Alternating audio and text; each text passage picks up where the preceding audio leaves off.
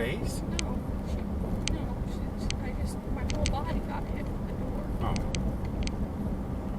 And then she started screaming and saying I was attacking her, and then she said... And what, Sarah's attacking her?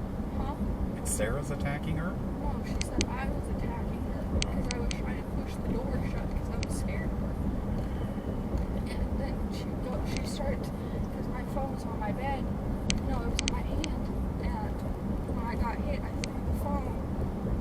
And it was on my bed. And then as soon as she went in, I went on top of my phone. And then she went on top of me, and I tried to push her away. And she started yelling in my face. So I yelled at her to get off of me, and she didn't. So I started pushing her to get off me. And then she took the phone.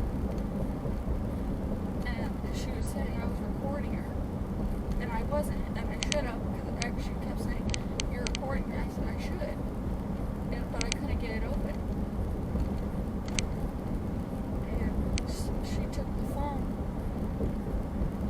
and then she said that I was attacking her, and I said, "Why are you doing this?" And she said, "You're attacking me, you're recording." And I said, "If you have nothing to hide, then what? If you're doing nothing wrong, what's the matter with me recording?" And then she said, "You attacked me." And then and then there's scratches on her arms, and she's saying, "Look at what you did to me."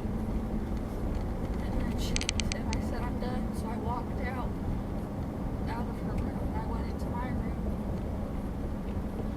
Oh, wait, I thought you were in your room locked out and she got inside. She did, and then she ran to her room. I chased her. Oh, with the phone? Yes, because I'm still trying to get the phone back, because I can't call anyone. Yes, I know. Because she's saying it's her phone, but she's not paying for it. No, Amelie is, because she doesn't pay for anything. And then she called Aunt Amelie, and she's like, "Elizabeth attacking me," and then I said, "I'm done." So I walked outside, and she said, "Where are you going?" And I said, "Well, I'm going to sit outside." And she's like, "Why?" And I said, "Because you're acting like a lunatic."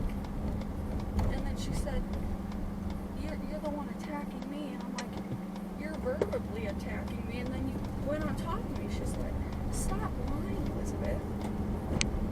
And then she's like, "I have scratches." And then she said,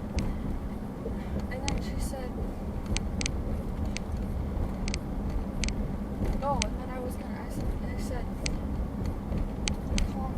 call my dad or email him, or I'm going to go to the neighbors. And she said, "Oh, now you want to go to your dad's? What are you going to do? Tell him everything that happened?" I said,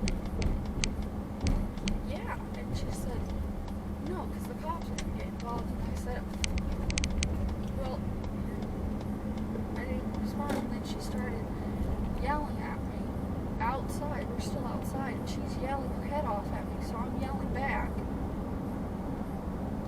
And she has the phone in her hand, and she keeps trying to get into my phone because she doesn't know the password. And she keeps putting in wrong password. She locked me out of my phone. She wouldn't let me touch my phone to actually get into it. She's saying no. And then once I was trying to give it to her, she's walking around the tree. And then I said, "Okay." And then I went back inside, and she said, "What are you doing? You're going to lock me out of my own house, aren't you?" And then I go in, and I start grabbing my things. And because I was just going to go to the neighbors and ask to use the phone and wait for you. And then she starts screaming at me. She's like, "Why are you doing this? What are you doing?" And I said, "Because you're a grown woman yelling at a 13-year-old for no reason."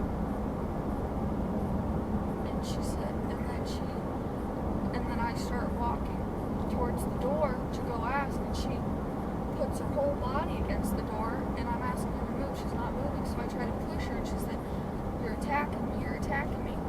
Oh, yeah, always the victim.